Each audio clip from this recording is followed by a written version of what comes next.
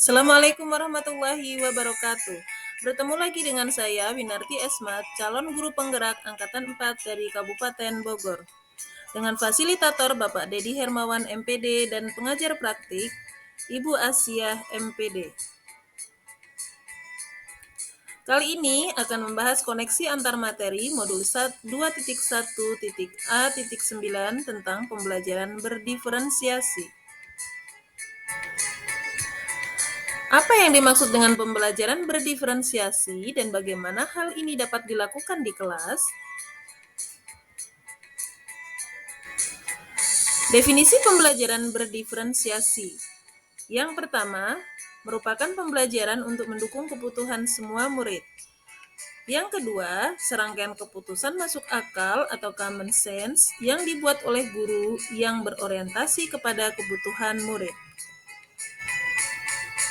Tahapan-tahapan pembelajaran berdiferensiasi.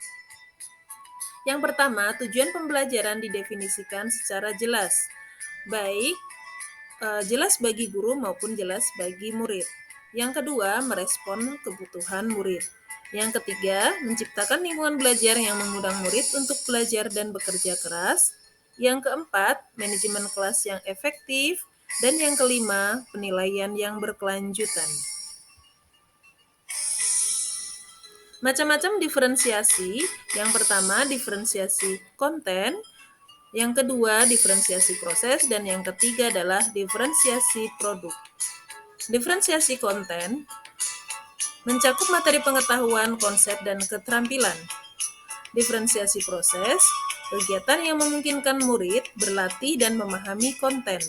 Sedangkan diferensiasi produk merupakan bukti yang menunjukkan apa yang murid telah pahami. Selanjutnya, bagaimana pembelajaran berdiferensiasi dapat memenuhi kebutuhan belajar murid dan membantu mencapai hasil belajar yang optimal?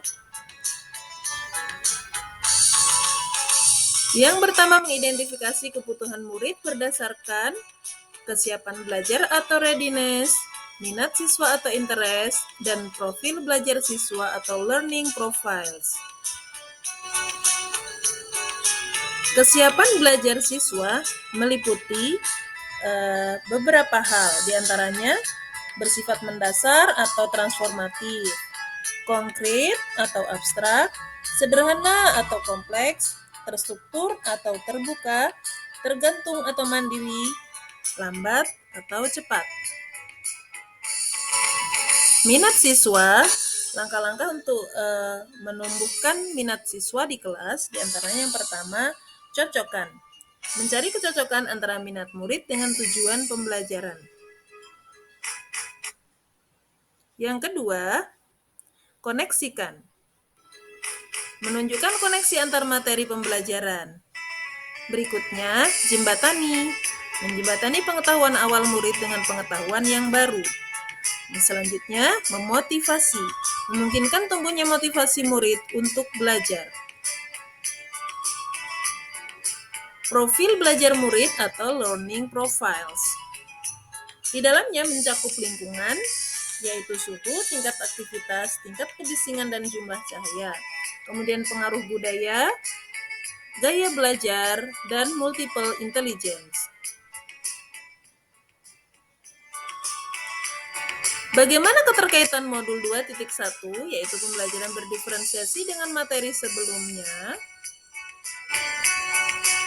Menurut Ki Hajar Dewantara, seorang pendidik hanya dapat menuntun tumbuh dan atau hidupnya kekuatan atau kodrat yang ada pada diri anak-anak, sehingga seorang guru bertugas menggali, menuntun, serta mengembangkan bakat dan minat siswa, bukan merubah apa yang siswa minati. Dalam proses menuntun, pendidik dapat mengembangkan potensi diri siswa dengan memberikan kebebasan kepada siswa dalam mengeksplorasi kemampuan dirinya, tentu saja dengan bimbingan dan arahan yang tepat.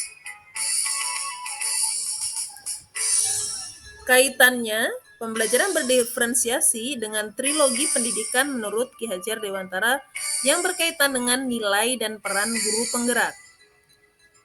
Trilogi pendidikan yang pertama adalah Ingarso Sung Tulodo. yaitu peran guru sebagai teladan, yakni guru senantiasa memberikan contoh terbaik dan dalam berkata dan berperilaku. Yang kedua, Ing Madyo Mangunkarso. Di sini peran guru adalah menuntun dan menyemangati siswa dalam belajar dan membuat karya yang bermanfaat. Yang ketiga, Tuturi Handayani. Guru memberikan dorongan dan motivasi kepada siswa, memberikan nasihat, membuka wawasan, dan meningkatkan komunikasi aktif dengan siswa, sebab peran guru di sini adalah sebagai pemimpin pembelajaran. Demikian koneksi antar materi, pembelajaran berdiferensiasi dengan materi-materi sebelumnya. Semoga bermanfaat. Sekian dan terima kasih. Wassalamualaikum warahmatullahi wabarakatuh. Salam guru penggerak.